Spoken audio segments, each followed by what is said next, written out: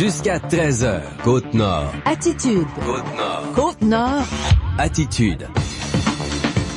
Et oui, Côte-Nord Attitude, encore une fois, en ce 26 septembre 2017. Tommy Auger, journaliste pour Nous TV, et Jean Saint-Pierre, journaliste pour Attraction Radio. Salut Jean. Bonjour Tommy. Ça va bien? Oui, ça va super bien. Gros conseil de ville hier, là. Oui, il y avait pas mal de monde, hein. Ah c'est ouais. pour la dernière, avant l'élection. Il y avait ça le compte quand même du côté du conseil de ville. On parlait des poules, mais pas juste de ça, heureusement. Ouais, ça disons que ça a un été drôle de sujet, cocasse, plus cocasse que d'autres choses. Ouais, mais c'est quand même un sujet qui a une question qu'on doit se poser là, lorsque les gens là possèdent des animaux comme ça en milieu urbain.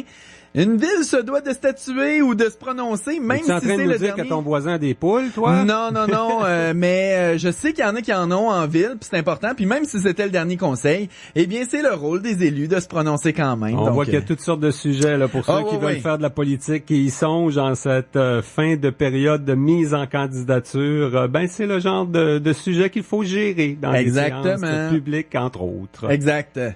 Et là, ce midi, on va parler de politique municipale du côté de Port-Cartier, entre autres. Mais Roger Chénard sera avec nous. Il est conseiller municipal. Je pense bien que c'est le doyen là des élus municipaux de notre territoire. Il a travaillé avec trois maires, un maire et deux mairesses, Anthony Destroyaux, Laurence Méthode et Violaine Doyle. Il a annoncé à la récente séance du conseil du côté de Port-Cartier qu'il ne se représenterait pas.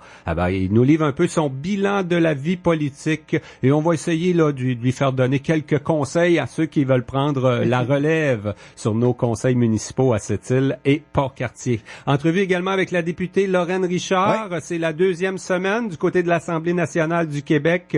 Plusieurs dossiers retiennent l'attention de la députée provinciale pour la rentrée parlementaire. Bien sûr, on va lui demander sa réaction à l'annonce du report de Mine-Arnaud. On parle aussi de l'étude sur le lien ferroviaire, là, un troisième lien ferroviaire entre Sept-Îles et la fosse du Labrador. Le recrutement dans le réseau de la santé préoccupe également notre députée. Alors, elle nous en parle vers 12h30 sur nos ondes. Il y a eu un beau colloque du côté du cégep, semble-t-il. Le fameux Industrie 4.0 là, qu'on entend beaucoup parler. Donc, toute la part des nouvelles technologies dans les industries, que ce soit, là, on le voit, que l'utilisation des drones, de la réalité augmentée, de la communication à travers divers appareils. Vraiment, là, c'est un domaine qui se développe et qui se développe très rapidement. L'Institut technologique de maintenance industrielle de Sept-Îles est un chef de file dans ce domaine-là et un chef de file mondial, faut le dire. Donc, on a organisé un colloque il y a 2 semaines, donc à peu près 1 semaine et demie. Le 14, oui. Ouais, c'est ça. Donc, ça fait quelques jours, on va le dire comme ça, et qui réunissait des PME, des gens qui voulaient mieux connaître, en apprendre plus, échanger sur ce dossier-là. Et c'était organisé par l'ITMI de Sept-Îles et on recevra en studio Luc Fauché et Yves Potier qui étaient dans le comité organisateur de cet événement. Et les deux font partie de l'ITMI. Yves Potier fait aussi partie du créneau c'est ça, un créneau d'excellence. Créneau d'excellence en mines, métaux, et je me souviens pas de toute la suite. C'était long, de la longue énumération. On lui fera dire tout à l'heure, on les reçoit dans les alentours de 12h40. On conclut notre émission avec la chronique assurance, l'expert Guy Duchesne de Accès Conseil. Un bon sujet, il nous parle de la cybersécurité. En région, on n'est pas à l'abri là de se faire hacker, par exemple, sur nos ordinateurs. C'est arrivé récemment à 3 entreprises des PME de Sept-Îles de se faire voler tout ce qu'il y avait là, d'informations financières, des archives, un paquet d'affaires. Alors, comment on est protégé? Comment c'est géré au niveau des assurances? Guy Duchesne nous en parle en fin d'émission Côte-Nord Attitude. Mais pour l'instant, c'est les actualités. On y va avec ça? Tout à fait. Actualité pure FM. Nez rouge, oui. C'est-tu le temps? Attitude. C'est pas le temps? Non, c'est le temps, Vas-y, on parle de nez rouge, qui s'implante enfin dans la région. La fondation de l'hôpital devient maître d'œuvre de l'opération Nez rouge à Sept-Îles. Le service sera aussi disponible à Port-Cartier. Sept-Îles est sans service de raccompagnement communautaire en période des fêtes depuis la fin des activités de la corporation Fée des Étoiles en 2011, qui a offert le service pendant 24 ans. Il y avait quand même un service citoyen qui a réalisé plus de 2000 raccompagnements au cours des 3 dernières années. L'an dernier, Nez Rouge a choisi le centre d'action bénévole pour s'implanter à Sept-Îles, mais les problèmes financiers de l'organisme ont forcé l'annulation. Le maire de Sept-Îles, Régent Porlier, qui devait agir comme président d'honneur de la première édition l'an dernier, se dit très heureux de l'implantation d'Opération Nez Rouge. La ville a voté une aide de 2500 $ pour contribuer à la mise en œuvre du service du 1er au 23 décembre. La directrice de la Fondation de l'hôpital régional, Marie-Claude Casey-Légaré, est fière d'avoir été choisie par le secrétariat national d'Opération Nez Rouge. Lorraine Dubuc-Johnson quitte la politique municipale, conseillère à la ville de Sept-Îles depuis 2003. Elle a annoncé son départ avec beaucoup d'émotion lors de sa dernière réunion avec le conseil hier soir. Madame Johnson a rappelé son implication dans plusieurs dossiers, notamment auprès de l'Office municipal d'habitation, l'OMH. Elle est particulièrement fière de son apport au développement des arts et de la culture à Sept-Îles, entre autres en initiant l'entente de développement culturel en partenariat avec le gouvernement du Québec et l'aluminerie Alouette. 6 des 9 conseillers sortants ont confirmé hier à l'hôtel de ville de Sept-Îles qu'ils solliciteront un nouveau mandat à l'élection du 5 novembre. Michel Bellavance, Guylaine Lejeune et Denis Mius seront candidats dans leur district. Les intentions de Charlotte Audette, Louisette Doiron-Cateau et Jean Masse de poursuivre leur implication politique étaient déjà connues. Guy Berthe a annoncé au début du mois qu'il ne briguerait pas les suffrages et la conseillère Élisabeth Chevalier est encore en réflexion, mais n'habite plus le secteur de Sainte-Marguerite. La présence de poules urbaines à Sept-Îles, notamment dans le secteur Matamec et à Moisy, a suscité un deuxième débat au conseil municipal de Sept-Îles hier. On en a discuté pendant une bonne vingtaine de minutes. Actuellement, les poules sont interdites sur le territoire de la ville qui a reçu des plaintes. Des citoyens ont interpellé les élus, entre autres à la séance publique qui a fait salle comble hier à l'hôtel de ville. La SPCA de Sept-Îles n'est pas équipée pour s'occuper de volailles. Elle a quand même dû récupérer 4 poules abandonnées sur le boulevard des Montagnais récemment. On ne connaîtra probablement jamais les causes exactes du décès de Francine Banville, retrouvée morte le 28 mars 2016 dans son véhicule stationné près de chez elle à Moisy. Le décès est probablement accidentel selon le rapport d'investigation du coroner. Le corps et le camion étaient calcinés, l'incendie volontaire, donc un suicide, et l'intervention d'une tierce personne sont écartés par le coroner Bernard Lefrançois. L'état du corps a limité l'autopsie. Il y a eu expertise sur le véhicule, un Dodge Ram 2016 presque neuf qui s'était enlisé dans la neige selon l'enquête policière. La position du corps suggère que la victime a voulu pousser dans la porte bloquée par un banc de neige. Impossible de déterminer avec certitude les causes de l'incendie. La roue arrière gauche a tourné dans le vide une certaine période de temps, causant sa destruction. Personne dans le voisinage n'a entendu d'explosion ou n'a été témoin de l'incendie. Le coroner Lefrançois se questionne à savoir pourquoi la dame n'est pas sortie par la deuxième issue. Il émet l'hypothèse de l'intoxication par la fumée ou l'incendie. La députée de Duplessis, Lorraine Richard, qui sera notre invitée un peu plus tard, déplore le nombre insuffisant d'agents de la faune, particulièrement pendant la période de la chasse, sur un territoire aussi vaste que la Côte-Nord. La région compte seulement 17 agents qui sont répartis dans 7 bureaux. Le syndicat regroupant les agents de la faune déplore aussi la situation. À Anticosti, par exemple, un seul agent surveille toute l'activité de chasse. Là, on sait comment c'est populaire, la chasse aux chevreuils. Le syndicat croit qu'il faudrait au moins doubler les effectifs pour la protection de la faune et le respect des règlements de chasse et pêche sur la Côte-Nord. La députée Lorraine Richard est intervenue auprès du ministre Luc Blanchette. Elle estime que la popularité de la chasse et la pêche justifie une hausse des effectifs. Le premier colloque de la Côte-Nord sur l'industrie 4.0 a regroupé près de 100 personnes au cégep de Sept-Îles le 14 septembre. Des dirigeants de PME et de grandes entreprises de la région ont compris le concept ils pourront évaluer les gains de cette technologie que peut apporter à leur organisation. On aura l'occasion d'en parler plus en détail au courant de l'émission dans les alentours de 12h40. Mais là, dans quelques minutes, on reçoit un des politiciens les plus expérimentés sur la Côte-Nord avec 4 mandats comme conseiller municipal à Port-Cartier. Roger Chénard s'en vient nous rejoindre en studio. Côte-Nord. Attitude. Chaque trousseau de clés perdu a une histoire. L'Association des amputés de guerre le sait bien, car tous les ans, elle retourne plus de 14 000 trousseaux de clés à leurs propriétaires. Merci à la personne qui a trouvé les clés de mon camion et qui a téléphoné au numéro inscrit sur ma plaque porte-clés des amputés de guerre. Aujourd'hui, je les ai reçus par messagerie. L'idée est fantastique et le service hyper rapide. Les plaques porte-clés de l'association, ça fonctionne et c'est gratuit. Commandez-les à amputédeguerre.ca et suivez-nous sur Facebook. Ah, ils m'ont pas parlé de la douleur? Qu'est-ce qu'ils vont dire au bureau? Non, je vais rien dire au bureau. Seulement à Marie et aux enfants. Mais pas maintenant, là. Je leur dirai plus tard. Apprendre qu'on a un cancer, c'est un coup dur. Pour nous, comme pour nos proches. La Société canadienne du cancer s'engage à répondre à vos questions sur le cancer, à vous offrir un soutien affectif, matériel et financier. Communiquez avec un de nos spécialistes. 1-888-939-3333 ou cancer.ca. Société canadienne du cancer. Côte-Nord. Attitude. Alors Jean, on poursuit en politique parce que oui, les élections sont lancées, certains poursuivent, certains veulent s'impliquer en politique et certains, après plusieurs années de service et de loyaux services, se retirent de la vie politique. Sur notre territoire, là, Sept-Îles et Port-Cartier, je pense que les deux politiciens les plus expérimentés dans nos conseils municipaux quittent la vie politique. On a appris hier soir le départ de Madame Lorraine Dubuc-Johnson, qui était notre invitée d'ailleurs à Côte-Nord Attitude hier, qu'elle va quitter. Et du côté de Port-Cartier, ça fait déjà quelques semaines qu'on le sait, là, Monsieur Roger Chénard ne se représentera pas.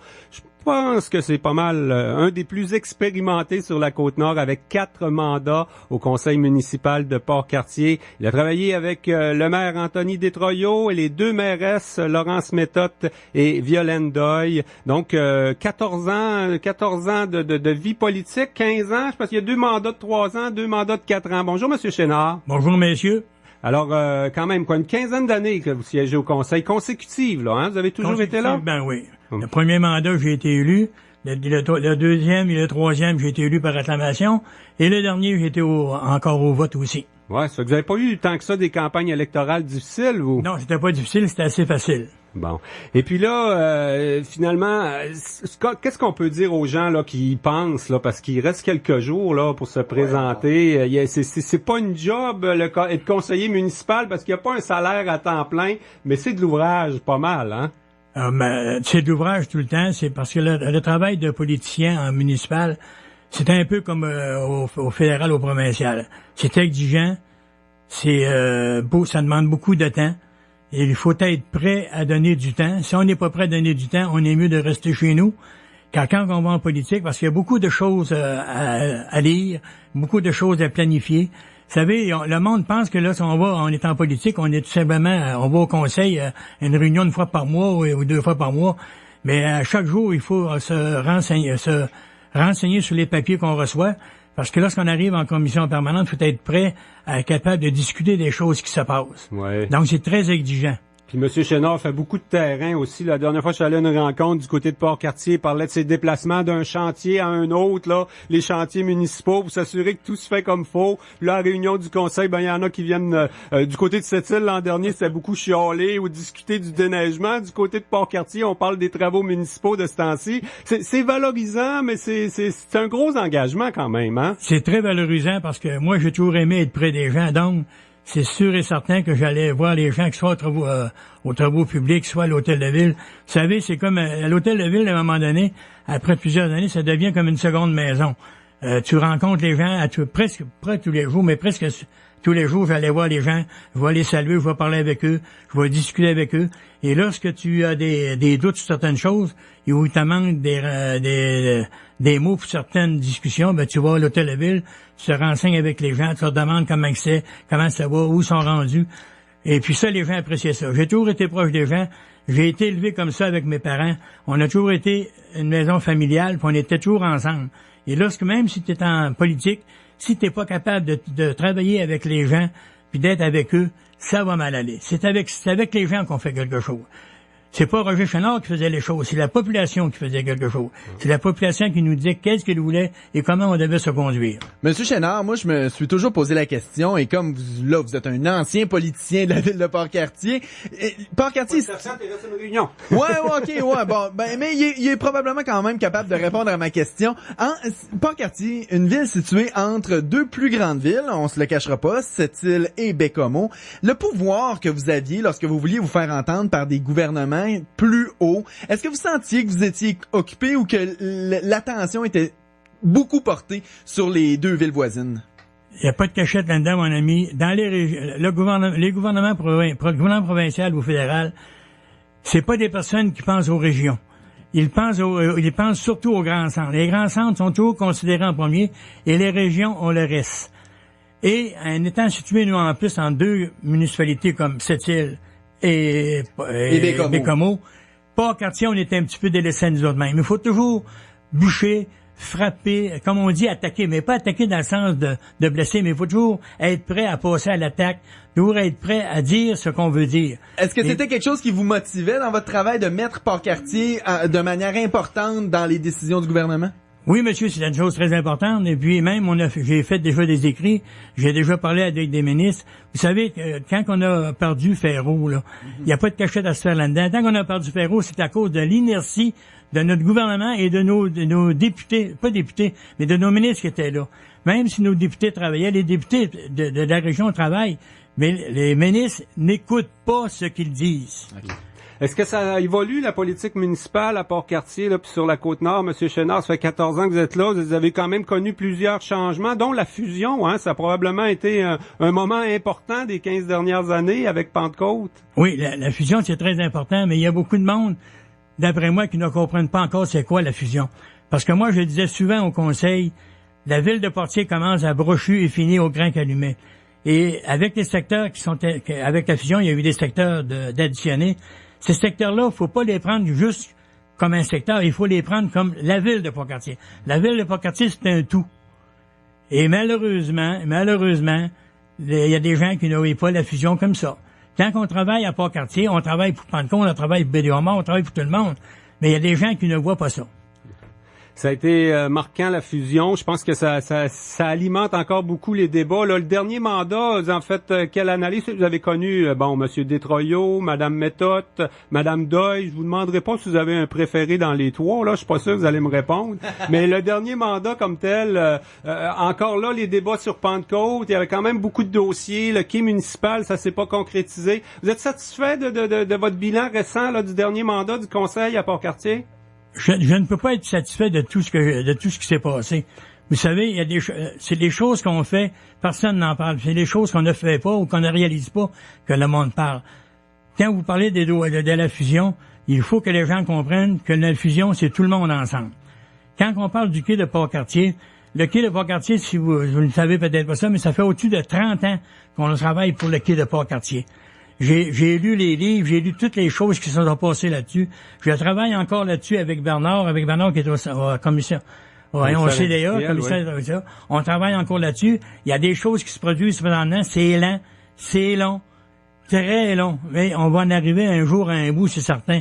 Même si je ne serai plus au conseil de ville à partir du 2 de novembre. Je peux juste vous dire une chose. Comme citoyen, je vais continuer à travailler sur certains dossiers que j'avais à cœur. Il y a des dossiers j'aimerais souligner une chose, les dossiers qui sont beaux, là, comme le CPE, le centre éducatif Laverie, le centre quartier. C'est toutes des choses qui viennent de se réaliser. Et puis c'est vraiment beau. Hier, j'ai été visiter la maison de la famille. C'est la première fois que je vais rentrer à l'intérieur et j'ai trouvé ça très, très, très beau. Les gens qui travaillent là, ils ont le sourire, ils sont contents.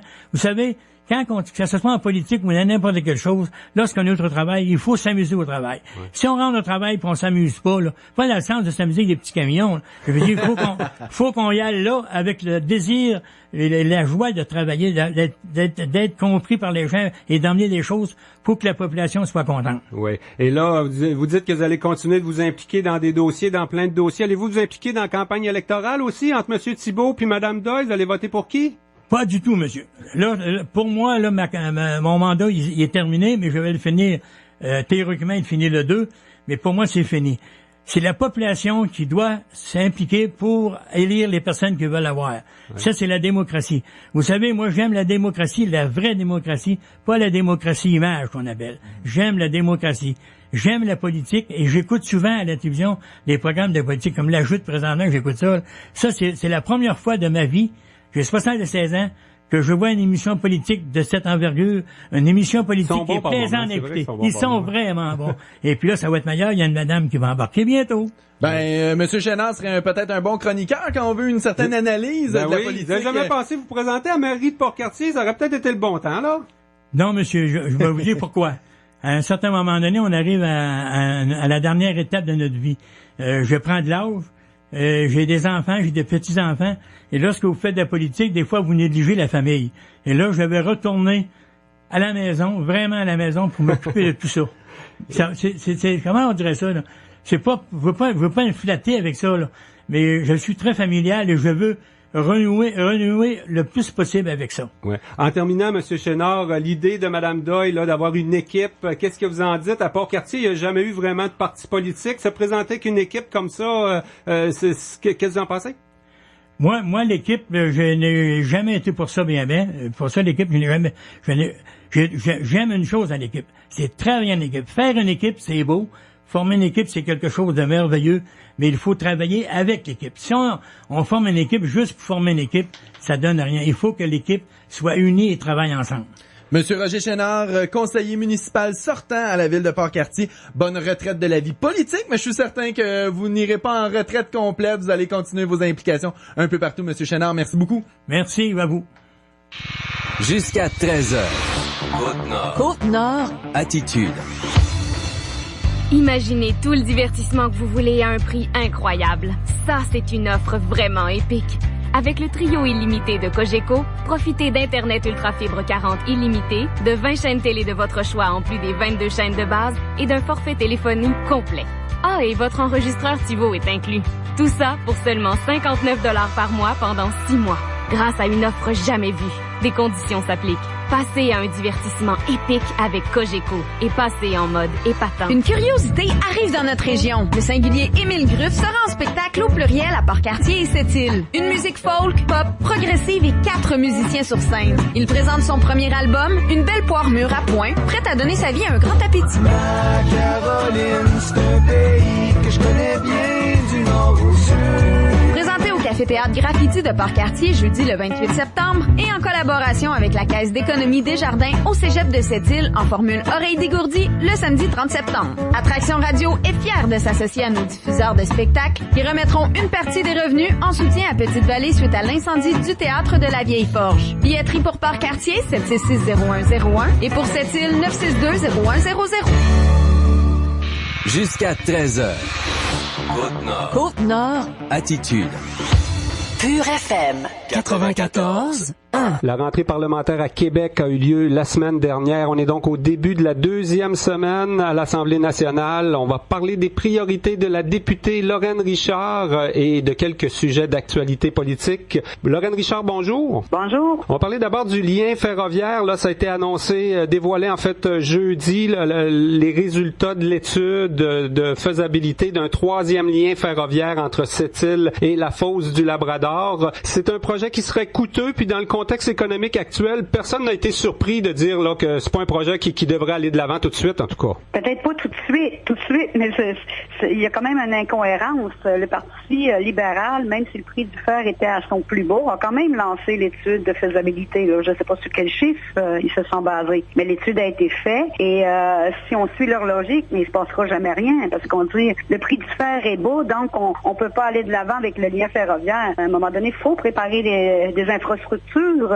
Si tout ce qu'on nous dit est vrai par rapport au potentiel qu'il y a dans la fosse du Labrador. En tout cas, je trouve que c'est encore une fois, ils ont vendu du rêve. Là. Oui, on devrait faire quoi? Donc, investir, commencer, aller en chantier avec un projet de 3,2 milliards de dollars. C'est quand même beaucoup d'argent, là. Oui, c'est beaucoup d'argent. Écoutez, moi, j'ai pas toutes les données disponibles en ce moment pour être capable de juger de la pertinence d'aller de l'avant maintenant ou pas. Sauf que je dois juste vous rappeler que Minarno puis le chemin de fer, c'était 2 projets phares part du gouvernement Couillard. Là. C'est pas moi qui l'ai inventé. Là. Même le ministre Blanchet disait qu'il faut aller de l'avant avec le chemin de fer, le 3e lien. Il y a un potentiel immense dans la fosse du Labrador. Donc, s'il y a une incohérence, elle est du côté du gouvernement libéral. Moi, j'ai pas les données, mais ce que je me rends compte, c'est qu'ils ont quand même lancé des études. Et si je ne m'abuse, le prix du fer, je pense, était plus bas qu'il est en ce moment. Donc, encore une fois, c'est vendre du rêve pour le fameux plan Nord qui n'a rien donné là, dans notre région. Oui, on va en parler de Ménarneau, justement. C'est le PDG d'Investissement Québec qui est venu annoncer à cette île là, que le projet était reporté, qu'on n'avait pas réussi à conclure dans la négociation avec un 3e partenaire. Là encore, quoi, le gouvernement n'a pas fait les bonnes choses, a créé beaucoup d'espoir quand même à cette île. Hein? Oui, absolument, il a créé de l'espoir,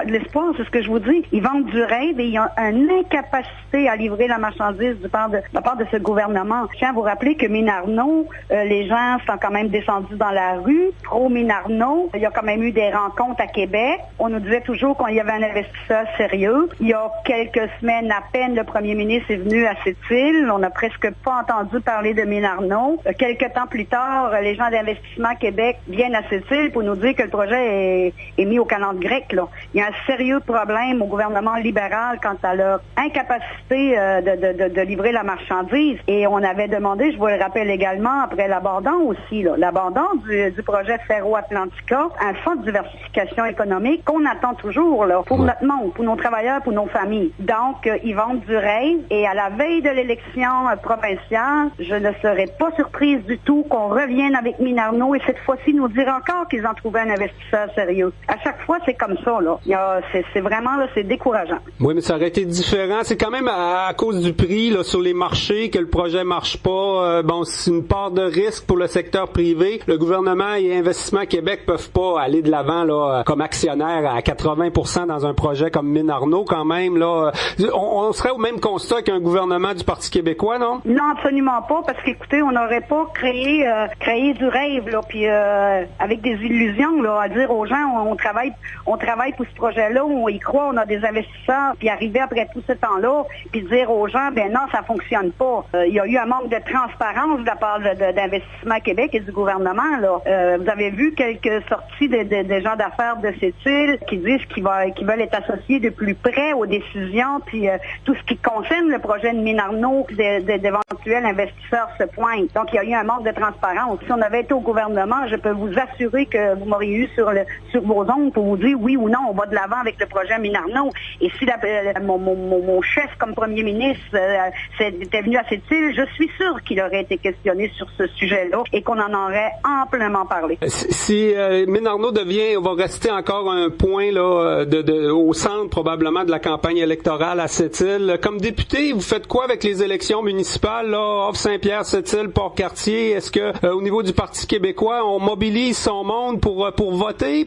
On a des candidats chouchous? Non, absolument pas. Moi, ce que je dis aux gens, c'est aller voter. C'est important d'avoir des bons représentants tels que selon vos critères. Moi, je veux que les gens aillent voter, qui s'impliquent dans les élections municipales. Du bravo aux candidats, aux candidates qui veulent s'investir, qui veulent donner du temps pour la communauté. Mais moi, écoutez, je demeure neutre et je vais travailler avec les personnes que les gens auront décidées, qui sont les élus aux différents postes là, qu'il y a dans les municipalités. Même à cette île là, où il y a quelqu'un qui était sur votre exécutif du comté de Duplessis, là, l'exécutif du Parti québécois, il y a quelques semaines à peine, et qui est candidat à la mairie, vous allez rester neutre? Absolument. Écoutez, le Parti québécois, moi, je me suis jamais mêlée ni comme député, ni avec mon parti de quelque façon que ce soit aux élections municipales. Et quand on travaille les dossiers, moi, je travaille avec les gens qui sont en poste et c'est ce que je vais continuer à faire. Est-ce qu'il y a d'autres priorités pour la rentrée, pour la députée de Duplessis? Là, il y a des projets de loi à l'étude qui touchent particulièrement les gens de la Côte-Nord?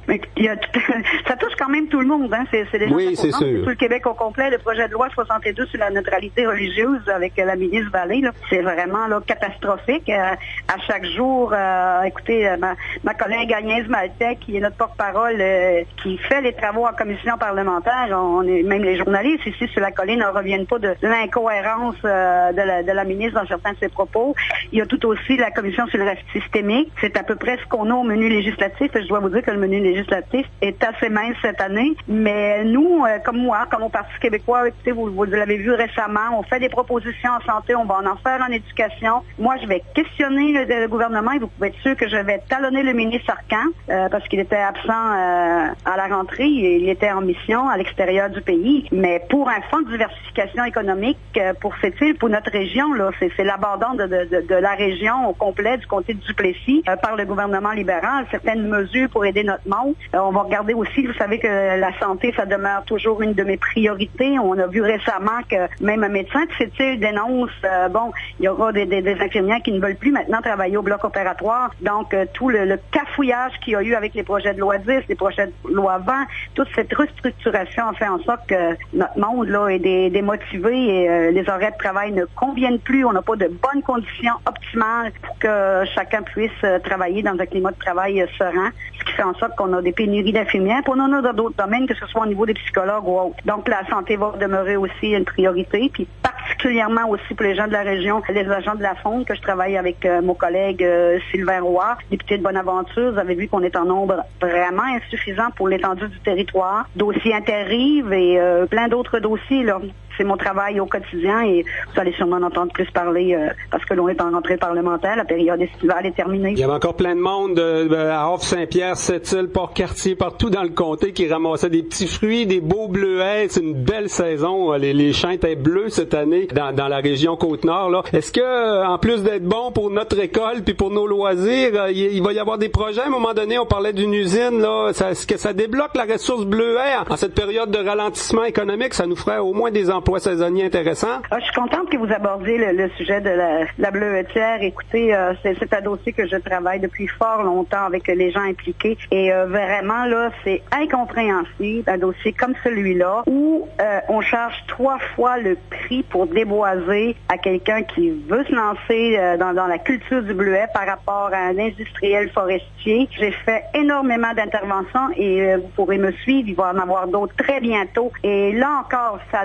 démontre le peu d'intérêt pour diversifier notre économie que ce gouvernement a envers une région comme la mienne. Là. C'est pas comprenable le dossier de la bleuetière. C'est créateur d'emplois, c'est des gens qui sont très impliqués, qui connaissent les bleuets et à cause d'un prix vraiment inacceptable, on pourrait corriger et il n'y a rien qui se fait. Le ministre Blanchette, je vous avoue, je suis désolée de le dire, me semble se foutre carrément de ce dossier-là. J'en ai discuté avec Pierre Arcan, le ministre responsable de la Côte-Nord en juin. Il m'avait dit que, écoutez, il fallait régler ce dossier-là, qu'il allait faire son possible. Et je tiens à vous rappeler aussi que la Société du Plan Nord, c'était une de ses priorités, diversifier l'économie et entre autres, ça passait par les petits fruits. Encore là, on n'est pas capable de livrer la marchandise, on n'est pas capable de débloquer des dossiers qui sont pourtant assez simples à régler au niveau du gouvernement libéral. Eh bien, beaucoup de dossiers à suivre. On va vous souhaiter une bonne session parlementaire. Lorraine Richard, merci beaucoup pour l'entrevue également. Merci, c'est toujours plaisir. Au revoir. Côte-Nord. Attitude. L'événement Liquidation Top Chrono chez Olivier Nissan de Sept-Îles se termine bientôt. Vous avez jusqu'au 2 octobre seulement pour profiter d'offres exceptionnelles sur les véhicules Nissan les plus prisés. Obtenez par exemple le puissant et stupéfiant Murano SL à traction intégrale, incluant le toit vitré ouvrant panoramique et les sièges en cuir, en location à partir de 499 $ par mois pour 60 mois, 0 comptant initial. Ou optez pour le Pathfinder Platine édition minuit et sa capacité de remorquage de 6000 livres et bénéficiez d'un rabais de 5 000 $. Quant à l'intelligent et novateur Rogue S, Olivier Nissan vous l'offre en location à partir de 254 $ par mois, soit l'équivalent de 59 $ par semaine pendant 39 mois ou 4 000 $ de rabais à l'achat. Sans oublier le meilleur camion nord-américain de l'année, le Titan, avec une économie pouvant aller jusqu'à 17 000 $, ce qui veut dire un crédit à l'achat au comptant de 25 % sur le PDSF, en plus de profiter de la meilleure garantie limitée pour camions au Canada de 5 ans, 160 000 km. Alors faites vite, toute l'équipe d'Olivier Nissan vous attend dès maintenant pour vous faire profiter de l'événement Liquidation Top Chrono de Nissan. 115 Monseigneur-Blanche, sept-îles-nissan-qc.ca. Chez Côte-Nord Mitsubishi, on a tellement confiance en nos produits qu'on vous offre la garantie prolongée 10 ans, 160 000 km, jusqu'au 30 septembre prochain, et ce, sans frais. De plus, obtenez 0% d'intérêt sur tous nos modèles 2017. Passez nous voir au 100 rue Napoléon Sept-Îles et n'oubliez pas, l'offre prend fin le 30 septembre prochain. Mitsubishi, mieux construit, mieux garanti, c'est promis. C'est moi qui vous le dis. Sylvain Mercier, Côte-Nord, Mitsubishi. Détail en succursale. Jusqu'à 13h. Côte-Nord. Côte-Nord. Attitude. Pur FM 94.1. On parle maintenant de l'industrie 4.0, mais qu'est-ce que cette industrie 4.0? Qu'est-ce que ça sert à nos industries? Qu'est-ce que ça fait à Sept-Îles, l'industrie 4.0? Ben, on va en parler avec deux personnes qui s'y connaissent très bien. Luc Fauché de l'Institut de technologie en maintenance industrielle qui se situe à Sept-Îles et Yves Potier qui est directeur, et là, je veux pas me tromper parce que sa carte d'affaires est assez longue, donc du créneau d'excellence, ingénierie des procédés industriels miniers et métallurgiques. Messieurs, bonjour. Bonjour. Bonjour. Donc, je me suis pas trompé, là.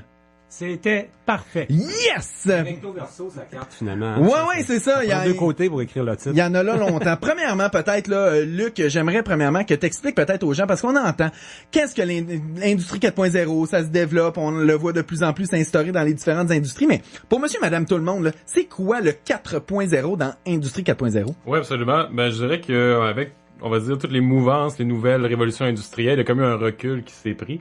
Puis c'est de regarder, finalement, on serait peut-être rendu à la 4e révolution industrielle. Donc c'est pour ça qu'on appelle ça l'industrie 4.0. Il fut un temps où, bon, on était dépendant du vent, on va dire, avec les moulins à vent, donc on n'avait pas d'énergie accessible. Donc ça, c'est comme la première révolution. On recule loin, là. On recule loin. Deuxième révolution, de dire qu'il y a des chaînes automatisées de production, donc un peu comme le modèle T de Ford. Là, ça n'a pas été le premier modèle, mais quand même. Donc c'est comme la deuxième révolution. Troisième, on ajoute des automates, donc de la programmation, de l'informatique, des robots dans les entreprises. Et la quatrième, c'est quoi? Ben, c'est que maintenant, on rajoute, ben, vous savez, il y a l'impression 3D, il y a le Wi-Fi, il y a tous les modèles, on va dire, de communication entre les équipements. Puis c'est ça qui fait partie de la 4e révolution industrielle. Donc, c'est de prendre toutes ces technologies numériques-là, les mettre ensemble, d'en faire un nouveau modèle industriel.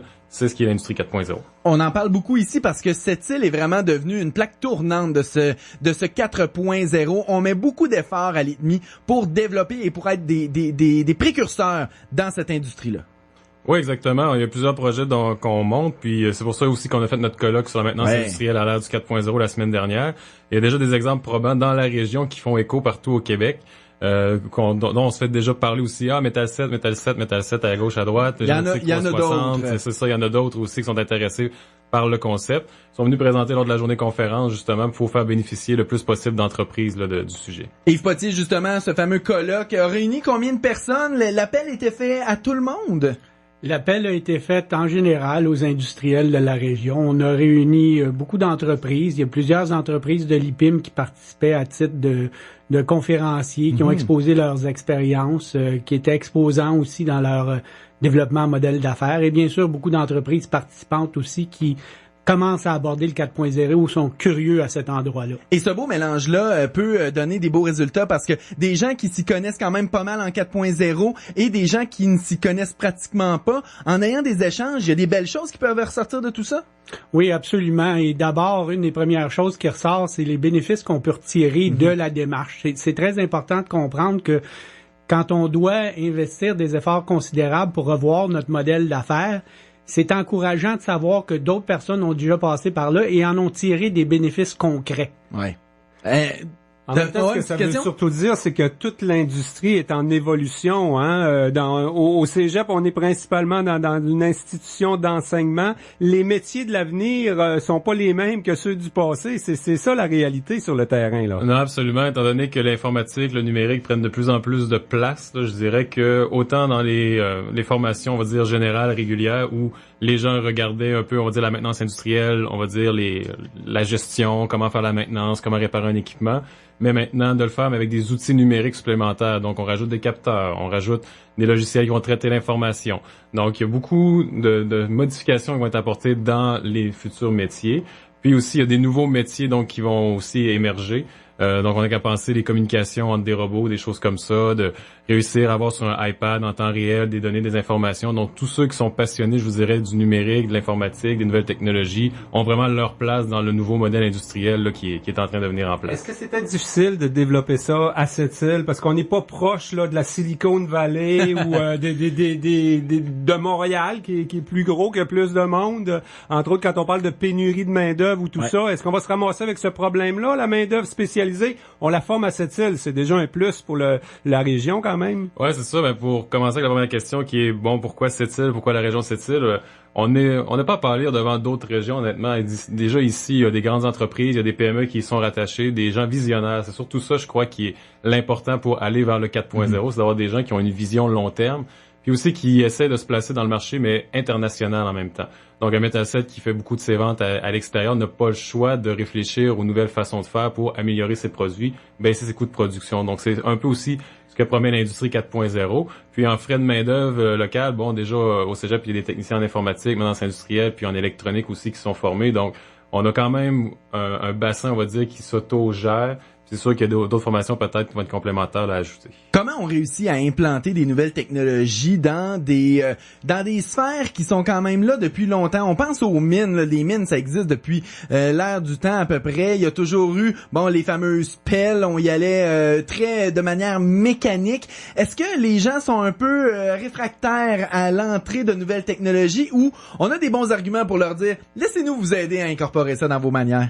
Les Romains avaient des mines pour sortir le cuivre puis faire leurs épées en cuivre puis leurs boucliers. Alors effectivement, l'industrie minière est une industrie qui est assez âgée, qui a des... On peut pas l'insulter, l'industrie minière, il y a pas de problème, là. On peut dire qu'elle est vieille. Elle est bien établie, oui, c'est ça. Et bien sûr, il y a des pratiques qui sont là avec le temps, mais il y a une reconnaissance chez toutes les grandes entreprises et même chez les moyennes, petites, que il faut évoluer, il faut changer parce que si on change pas, on meurt. Ça, c'est une réalité de la vitesse du changement dans la société d'aujourd'hui.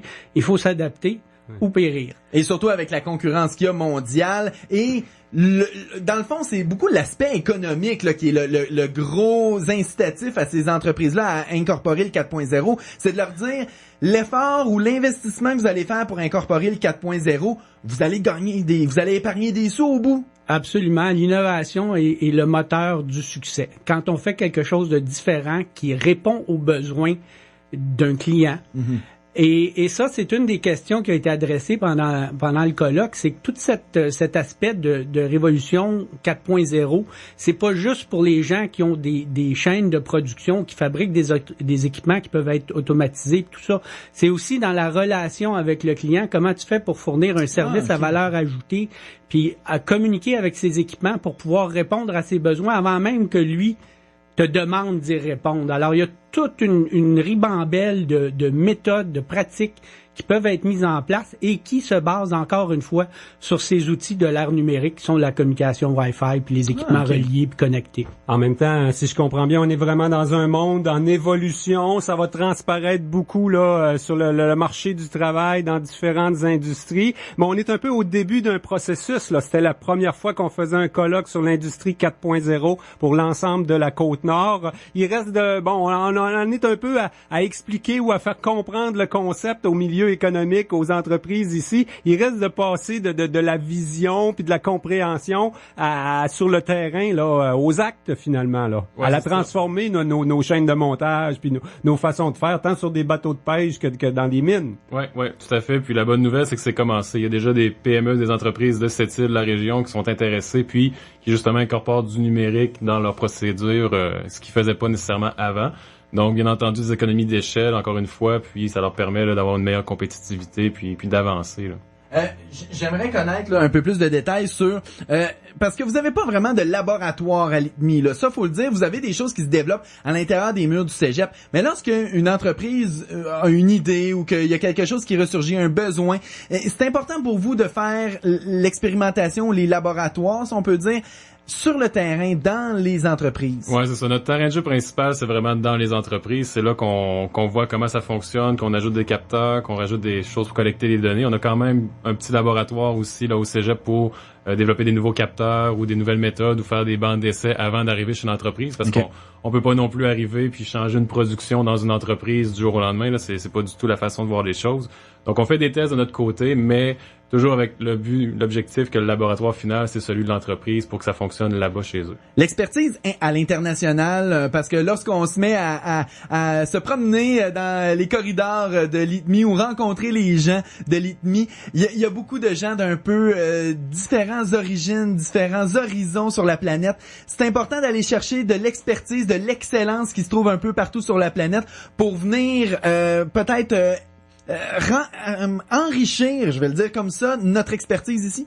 Je dirais que c'est pas nécessairement un prérequis, mais lorsqu'on arrive avec candidature, qu'on regarde par la suite, qu'on voit qu'il y a un candidat qui est vraiment très intéressant, qui vient de l'extérieur, c'est sûr que ça vaut la peine d'aller le chercher. Mais je veux dire, c'est pas nécessairement un prérequis, mais oui, il faut toujours faire une veille par rapport à ce qui se fait à l'extérieur. C'est pas nécessairement les gens qui vont l'apporter, mais nous-mêmes par nos démarches, donc de regarder c'est quoi les entreprises, les nouvelles en Europe, aux États-Unis, des choses comme ça. Donc ça, on peut le faire aussi à l'interne.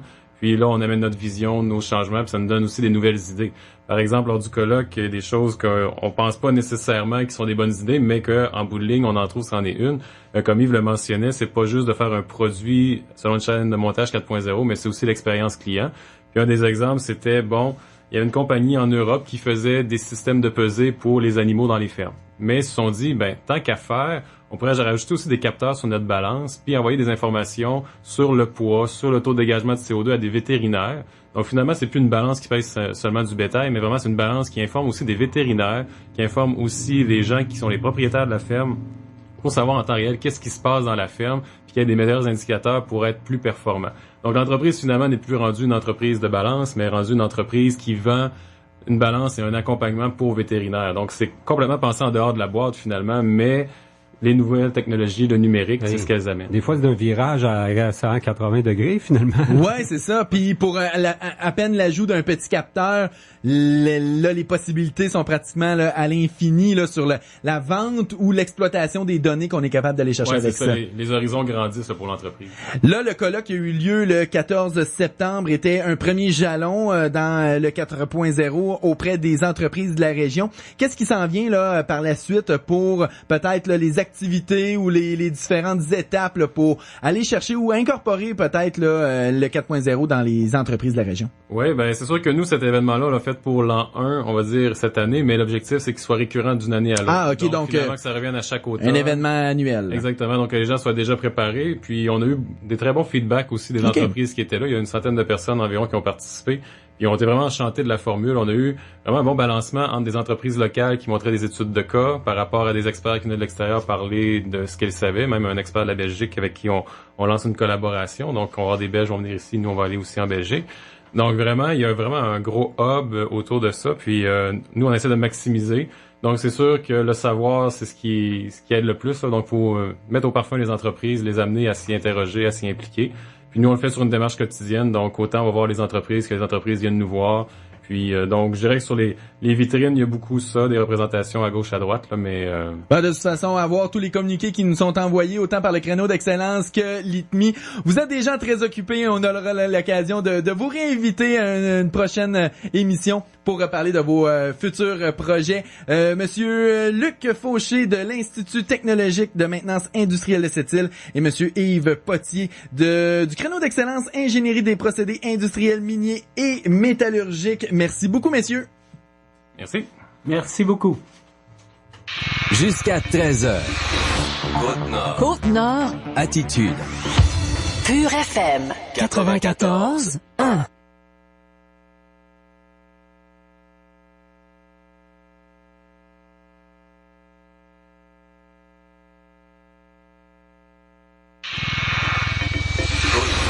Attitude.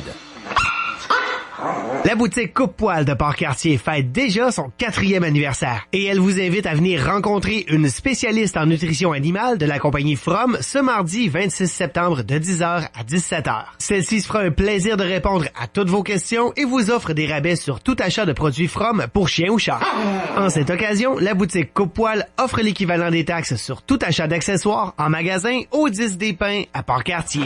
Métallurgie Brasco Entretien Incorporé est à la recherche de briqueteurs maçons. Nous Nous avons également plusieurs postes de journaliers à combler. Un salaire des plus compétitifs ainsi qu'un programme complet d'avantages sociaux sont offerts. Envoyez votre curriculum vitae à Lynn Saint-Laurent au lyne.st-laurent@metallurgiebrasco.com. Côte-Nord. Attitude. Pure FM 94. La chronique d'assurance vous est présentée par Accès Conseil Mainguy Gagnon-Rochette, votre cabinet de services financiers et courtier en assurance de dommages par excellence à Sept-Îles, au 493C Avenue Brochu, 88 962 6916. À notre chronique assurance, aujourd'hui, on a un sujet techno avec notre spécialiste Guy Duchesne d'Accès Conseil. Bonjour Guy. Allô Jean. On va parler de cybersécurité, c'est quand même un sujet techno, là, mais faut être dans le modernisme, hein, surtout dans le domaine des assurances quand même. Ben, on en entend beaucoup parler de plus en plus, puis je pense que ça va continuer on va continuer d'en entendre parler des gens de la cybersécurité. On l'entend souvent aux nouvelles, c'est les grosses compagnies qui ont été hackées, que c'est des hackers professionnels qui tentent par toutes les façons d'entrer dans le système informatique. Mais moi, je peux vous dire qu'à plus petite échelle, on en voit. Parmi nos clients, dans la dernière année, j'ai 3 exemples de clients qui ont été hackés, que le système informatique ont été pris en possession par des voleurs de données. Et ça a coûté des petites fortunes aux gens pour pouvoir récupérer ça. Je vais vous donner un exemple précis. Un imprimeur PME standard, une dizaine d'employés, chiffre d'affaires d'environ 3 millions de dollars. Les gens ont rentré dans leur système informatique, ils ont saisi toutes les données comptables de l'entreprise. Tout au rang complet, la facturation des 3 derniers mois, les états financiers, etc. Et ont exigé une rançon aux clients pour pouvoir les récupérer. Donc, à ce moment-là, le client, j'ai dit, lui, j'ai pas besoin de ça, j'ai pas besoin de payer une rançon, j'ai des backups, etc. Comme du malheur, le support informatique sur lequel les backups étaient pris se sont rendus compte qu'il était défectueux, donc le client avait plus de ses données. Et là, il y avait une décision à prendre s'il payait la rançon sans savoir s'il allait récupérer effectivement ses données ou si ça allait être payé dans le vide et perdre ses données à l'infini. Bon, et ça, c'était précieux pour l'entreprise, surtout une petite imprimerie. Là, on peut plus fonctionner sans ça. Là. Sont plus là. Est-ce qu'il y a des protections contre ça? Là, on voit que les distances ont moins d'importance. Hein? On peut se faire hacker à cette île facilement par des gens de n'importe où dans le monde. C'est n'importe où dans le monde. C'est ça qui est le problème, une partie du problème. C'est qu'on a difficilement de recours contre les parties. On sait pas où ils sont. L'autre chose qu'on voit également, c'est l'usurpation d'identité où on rentre dans le système, par exemple, du président de la compagnie et on rentre dans ses courriels et on envoie un courriel à la contrôleur qui lui dit de faire un chèque signé par le président, dit fais un chèque à tel fournisseur ou à tel nom, j'ai fait telle transaction, etc. Puis, comme le contrôleur voit le courriel qui rentre de son président, dans certains cas, ne se pose pas la question et fait le chèque. Puis, malheureusement, mais c'est une tentative de fraude. Puis, un autre des cas que l'on voit, c'est le vol des informations du client. Donc, on rentre dans les systèmes informatiques et on va voler les données des clients, les données confidentielles, les informations sur le crédit, les données bancaires, etc. de nos clients. Donc, à ce moment-là, ça nous amène une possible poursuite en responsabilité civile de la part de nos clients pour avoir mal protégé leur information. Oui, Donc, il existe des protections en assurance pour ça. C'est quand même récent, depuis quelques années, qu'on voit les assureurs donner ce genre de protection. Et c'est également, des assureurs spécialisés qui vont offrir des produits plus étendus. Ce qu'on retrouve comme protection, c'est une indemnité pour nos frais pour reprendre nos données, modifier nos systèmes informatiques, mettre en place les bons systèmes de gestion, les bons systèmes de protection et des conseils surtout pour mettre en place les bons systèmes de protection, puis un support lors de la crise. Donc,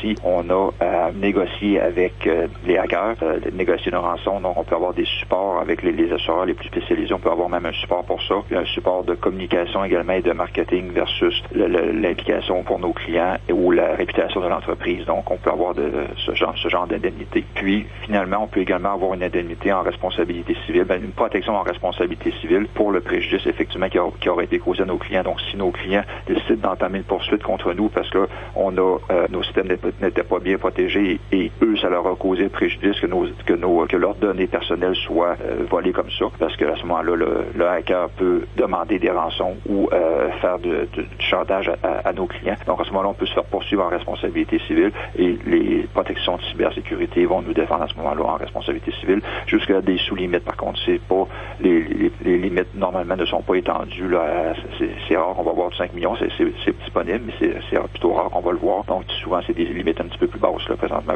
que l'on voit. Et j'imagine qu'il n'y a rien d'automatique. Il faut en discuter avec son agent, là, le responsable de ses assurances, parce que c'est pas inclus automatiquement dans une police pour une entreprise ou même pour un citoyen, là. Non, pour un citoyen, effectivement, ce n'est pas inclus automatiquement. Pour les entreprises, certains assureurs très rares, Intact, entre autres, ont un avenant cybersécurité qui peut être inclus, qui n'est pas inclus automatiquement, qu'on peut rajouter, mais effectivement, tu as raison, ce n'est pas inclus automatiquement. Et encore là, lorsqu'il y a une protection, on commence peut-être à avoir des assureurs qui veulent le mettre automatiquement, mais c'est souvent des protections qui sont très minimes, donc qui sont de base pour avoir une protection plus complète, pour entre autres avoir le support, la gestion de la crise. Ça prend vraiment une assurance spécialisée pour la cybersécurité. Ça peut arriver à une personne, aussi un individu dans son ordinateur personnel, même dans son cellulaire. On a souvent nos cartes de crédit, nos comptes de banque, un paquet d'informations financières quand même. Effectivement, faut faire très attention à nos supports informatiques. Nos codes, nos mots de passe doivent être vérifiés et changés régulièrement. Dans nos fameux téléphones intelligents, on met tout maintenant là-dedans. Donc, il faut faire très attention à la sécurité de ce téléphone. Oui, je pense aux gens là qui sont travailleurs autonomes, qui vont travailler à partir de leur ordinateur, mais souvent de toutes sortes de contrats. Ces gens-là ont certainement intérêt à se protéger comme une entreprise, finalement. C'est clair. Et c'est souvent aussi, on ne pense pas qu'on peut, vu qu'on est travailleur autonome, qu'on va être attaqué par ce genre de crime, mais effectivement, ça arrive plus régulièrement qu'on pense. Il faut que nos systèmes informatiques soient bien protégés. Donc ça, à la base, c'est d'avoir une bonne firme de sécurité informatique, un bon technicien qui peut nous mettre les bons outils dans notre système informatique afin d'éviter d'avoir des mauvaises surprises. Notre police d'assurance, c'est souvent notre meilleure protection dans ces cas-là, parce que les lois, ça peut varier pas mal. Souvent, ça transgresse les frontières, donc la législation peut être différente d'un pays à l'autre dans des cas comme ça. Ben effectivement, puis la grosse problématique, c'est que souvent le hacker est dans un autre pays, on n'y a pas accès. Juste le trouver, c'est déjà extrêmement difficile parce qu'ils sont bien protégés. Et le recours contre ces gens-là est pratiquement nul, d'autant plus important d'avoir une bonne protection d'assurance pour pouvoir éviter ces inconvénients-là. Oui, même si on est habile en informatique, on pense que nos compétences nous protègent, mais les hackers, ils peuvent agir en tout temps, puis souvent, ils se cachent à quelque part là, dans le cyberespace. Effectivement. Avec des faux noms, des faux codes, etc.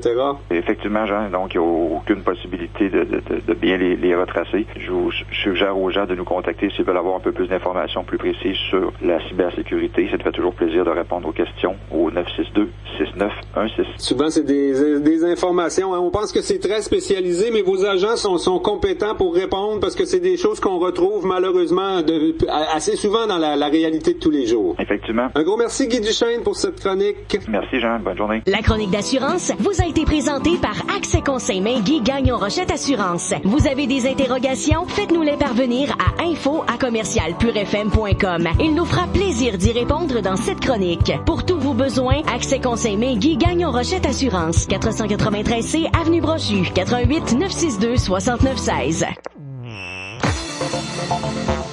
Alors Jean, c'est ce qui complète notre émission de cette semaine de ce mardi. Est-ce que tu as une petite idée de qu'est-ce que tu vas traiter demain? Oh, plein de sujets possibles pour demain. Il y a entre autres un point de presse sur Mentorat Sept-Rivières. Oui, c'est demain vrai. matin. Il devrait venir nous voir demain midi, là, Marie-Lou Vanier. Ouais. C'est le Carrefour Jeunesse Emploi. C'est comme le mentorat, c'est un principe des entrepreneurs qui prennent la relève entrepreneuriale. Exact. Ça se fait à Sept-Îles et Port-Cartier. On va en parler un petit peu demain. Bon, ben excellent. À demain tout le monde!